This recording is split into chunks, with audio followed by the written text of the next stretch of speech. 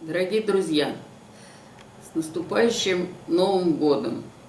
Я желаю вам больших творческих удач, успехов и большого творческого счастья. Я желаю вам крепкого здоровья, потому что без него эти успехи брать очень тяжело и трудно. Я желаю вам радости, путешествий, открытий, общений. Нас в 2014 году ждут очень интересные мероприятия. Уже весной откроется большая индустриальная выставка по ландшафтной архитектуре в Крокусе, традиционная выставка, уже много лет там идущая. И в преддверии этой выставки откроется второй международный городской форум по теме «Городской парк». Кроме того, весна всегда у нас связана с Санкт-Петербургом, с императорскими садами, с международной конференцией.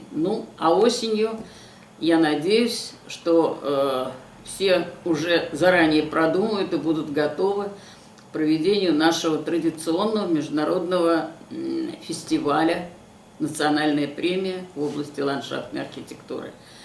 И самое главное, что этот год у нас стартовый год подготовки к проведению Всемирного конгресса Международной федерации ландшафтных архитекторов, который состоится в июне 2015 года.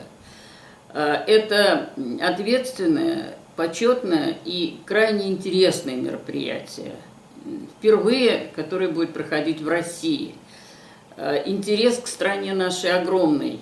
Я думаю, что подготовка к этому международному профессиональному событию должна тоже помочь нам утвердиться в нашей профессии в стране, поднять ее приоритет и авторитет, и, наконец, занять должное место, которое должна она занимать в ряду других творческих профессий.